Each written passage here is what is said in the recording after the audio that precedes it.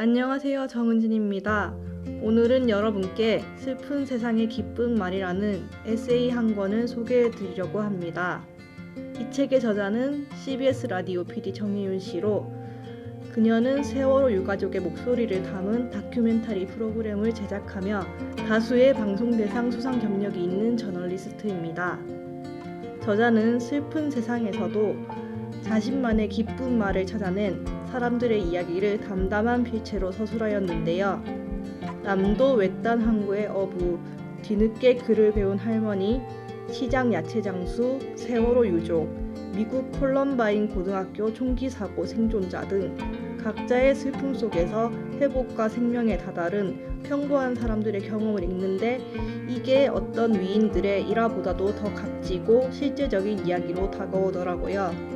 그 중에서 특히 제가 감명 깊게 읽었던 어부의 이야기와 총기 사고 생존자들의 이야기를 짧게 들려드릴게요. 저자가 이 어부를 만나게 된 사연도 범상치 않은데요. 작가님은 삶의 지혜를 찾고 싶다는 일념 하나로 단 한 번도 가보지 않은 남도의 어떤 섬으로 떠납니다. 그녀는 그 섬에 있는 수협의 수산물 경매사를 찾아갔고 그에게 가장 좋아하는 어부는 누구냐 하는 다소 엉뚱한 질문을 던지는데요.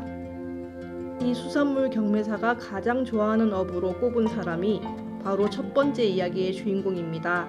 경매사는 어부를 이렇게 설명했죠. 어르신은 아무도 없는 바다에서도 지킬 것을 지키는 사람이에요 라고요.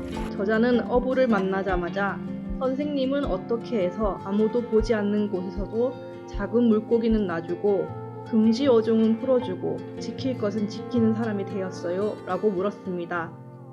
그리고 그 어부는 정말로 철학적인 답변을 합니다. 그건 내가 자유이기 때문입니다 라고요. 별것 아닌 답변이지만 저는 저 문장에서 머리를 한 대 맞은 것 같은 충격을 받았답니다. 우리는 흔히 자유라는 개념을 방종과 같은 의미로 여기지요. 아무렇게나 마음대로 해도 된다는 것. 그것이 바로 자유라고 생각하는 거예요. 하지만 진정한 의미의 자유란 누군가가 보고 있지 않아도 누군가의 시선과는 상관없이 내 스스로 양심을 지키는 것, 그게 진정한 자유가 아닐까 그런 생각이 들었습니다. 어부는 철학가도 아니고 공부를 많이 하지도 못했어요. 그는 어머니 없이 자라 결핍이 가득한 인생을 살았지요. 하지만 그 사실을 마냥 슬퍼하기보다는 내가 엄마에게 해줄 수 있는 것은 엄마의 아들로 부끄럽지 않게 사는 것이라고 마음 먹고 보는 사람 없어도 양심에 부끄럽지 않도록 소신을 지키며 살았던 것입니다. 내용상 추측건데 이분은 크리스천은 아닌 것 같았는데요. 우리는 사실 하나님을 믿는 사람인데 하나님이 보시기에 부끄럽지 않게 살고 있는지 하나님을 부끄럽게 만드는 삶을 살고 있는 건 아닌지 이분의 삶을 보니 절로 반성이 되더군요. 또한 이분은 어부로서 물고기를 잡긴 하지만 늘 그 생명체들에게 미안함과 감사를 느끼고 회는 전혀 먹지 않는다는데 멋진 분이다 라는 감탄이 절로 나왔습니다. 또 저는 이 책에서 미국 총기 난사 생존자들의 이야기도 감명 깊게 읽었는데요. 그들은 늘 총기 사고가 있기 전의 모습으로 되돌아가고 싶어 했지만 한 번 사고를 겪은 후로는 이전의 모습으로 돌아갈 수가 없었대요.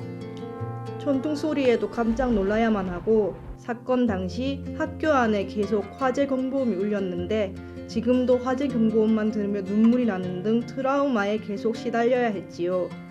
그러던 어느 날 가까운 지역에서 총기 사고가 발생했다는 이야기를 듣자 이들은 피해자를 찾아가기로 마음먹었습니다. 자신들 역시 피해자여서 힘든 상황에 그들은 어떻게 다른 사람을 돕겠다고 나섰을까요? 이들의 이야기를 들어보시죠.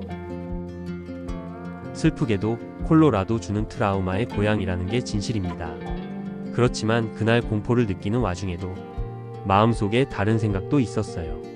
언제까지나 불안이나 무력감에 짓눌리고 싶지 않다. 언제까지나 불안이나 무력감이 나를 때리도록 놔둘 수 없다. 언제까지나 트라우마에 시달리고 있다고 나를 설명하고 싶지 않다. 무력감이 나 자신을 규정짓게 하고 싶지 않다. 그런 생각들을요. 그래서 돕고 싶다고 했어요. 그들은 비록 심리 상담사는 아니지만 총기 사건의 피해자들이 어떤 힘듦을 겪게 되는지는 누구보다 잘 알고 있는 전문가였습니다. 그래서 그들은 같은 피해를 입은 사람들을 돕기 위해 나섰고 레벨스 프로젝트를 만들어 피해자들을 돕고 총기 규제를 주장하는 운동을 지속하고 있다고 합니다. 인생이 무엇인지, 인생의 의미가 무엇인지 알기 위해 우리는 철학을 공부하려 애쓰지만 그렇게 책으로 공부하는 사람들이 있는가 하면 삶으로서 철학을 세워가는 사람들도 있는 것 같습니다. 스스로 인생의 어려움을 극복하고 자기 인생에 남길 행복의 말을 만들어간 이 책의 등장인물들처럼 우리 모두 내 개인으로서 또 기독교인으로서 어떤 행복의 말을 남길지 고민해야 할 것 같습니다. 오늘의 책 소개를 마칩니다. 감사합니다.